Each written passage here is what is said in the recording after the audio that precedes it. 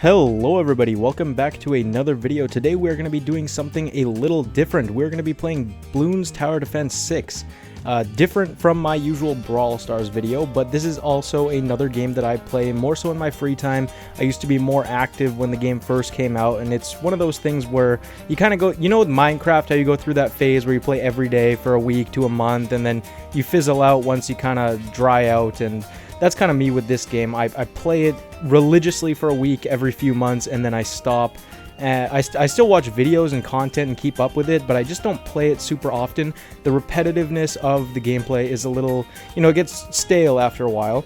But I still enjoy the game and I keep up with it. So what I want to do with this series is kind of expand my horizons with this game. Typically, I only grind out the chimps medals, mainly the black border medals, so I have almost all of them for the beginner and intermediate maps, and I'm working my way into the advanced level maps to get those medals. But I don't really venture into free play. So with this series, I want to kind of expand my skills with this game and venture into the free play aspect of the game. And so my goal is to try and reach round 300. We're starting with the beginner maps. Hopefully, I don't think it's possible on all maps. Maybe it is, but hopefully reaching round 300 on every single map. So we are starting with the most classic Monkey Meadow. The first map in the game. Everyone knows this map if you've played this game, so we are starting here, hopefully reaching 300 in our first video of the series. This map is very easy, so I don't really have to use any super high level strategies. I know farming is pretty intense when you really get into the min-maxing of it all, so I was able to kind of just throw stuff down, and I did pretty well. The farming probably wasn't optimal, but this map is easy enough to where it doesn't have to be super optimized. Hopefully, as I continue this series, my skills with farming and how to use the engineer with the rubber to gold and when to get a BRF compared to when not to, I don't know. Hopefully I will learn all of the intricacies of this game, but as for now, I'm a pretty casual player, so I don't know all of that, so hopefully I can improve my skills as we go on, and as we get into harder maps, I will probably just go in order of the maps, and if a new map comes out that, say, is a beginner map, but we're an intermediate, I will just go back in time and play that map. This is probably going to take a really long time. Who knows if I'll even keep up with this series, but I think it's going to be a fun time, and I hope everyone enjoys it too. So I'm not really going into this game with a strategy per se. I know Paragons are very strong, so my goal was to get all of the Paragons available, as well as bring in Azili for her Hex ability because that shreds bads, and generally when you're later into free play, the fortified BADs are going to be the hardest thing to defeat. So working my way towards Paragons and then using Azili and hoping that is strong enough to carry us through. I know that there's been some chatter about ninjas being the strongest strategy with shinobi stacks and other stuff like that, but I like Paragons. They're the coolest tower in the game, so I want to use them as much as I can, especially for an easy map like this. It's, Paragons are just, they're fun to get, and they're super strong, so I'm not worried. I'm not too worried about not hitting 300 on this map, you could say. If you keep up with this game and consume the content, I'm sure you know everything there is to know about this game, so I won't bore you with the small things and strategies that I'm doing. And I don't think I'm qualified to even teach you about it anyways, but I'm just going to assume everyone knows about it. So basically, the early game, I would say like 100 to 150, 160, because I say early game because this challenge is going up to 300.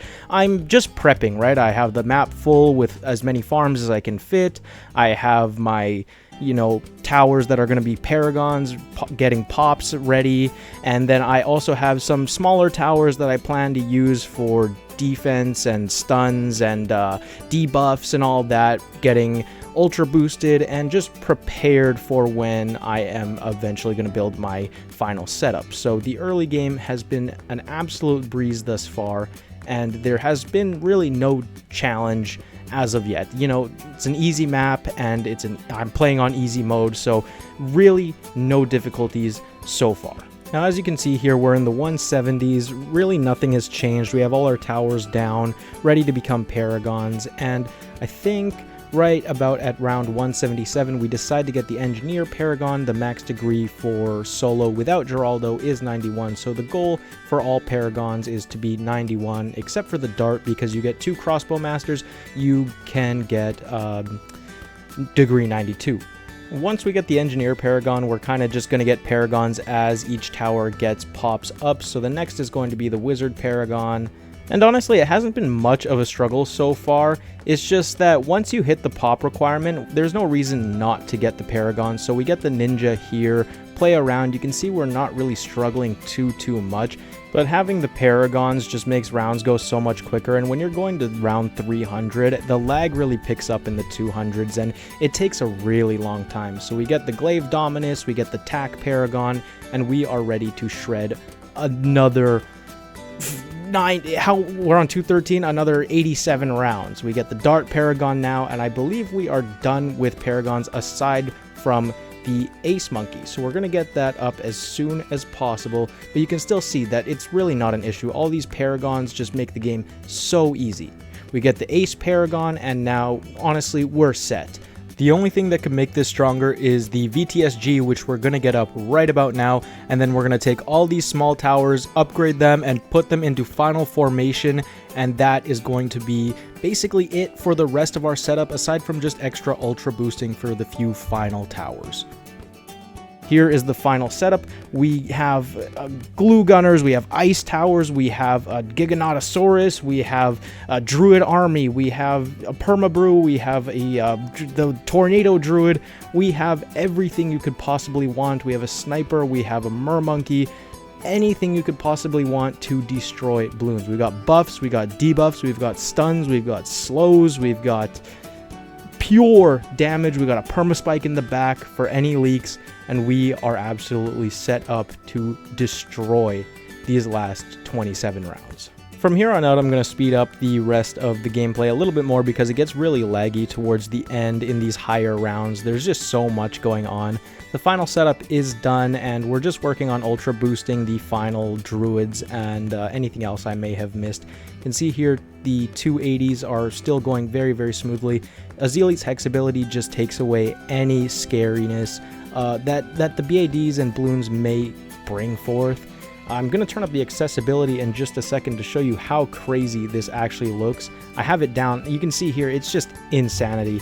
We need to turn that down, otherwise you can't see what's going on. I even have small balloons on, which might be a detriment to me, but you can see here we swim through the 290s and we're on to the final round 300. There's like 50 bads that come out, but with Azili's Hex and the sheer amount of damage we have, it's just no match for our monkey army. So the final few bads are coming around the bend, meeting our impenetrable defenses, and we end up winning the challenge. You can see the tremendous amount of damage we have on our towers, and that is it for this video. This was very fun to make. Thank you so much for watching, and I'll see you in the next video.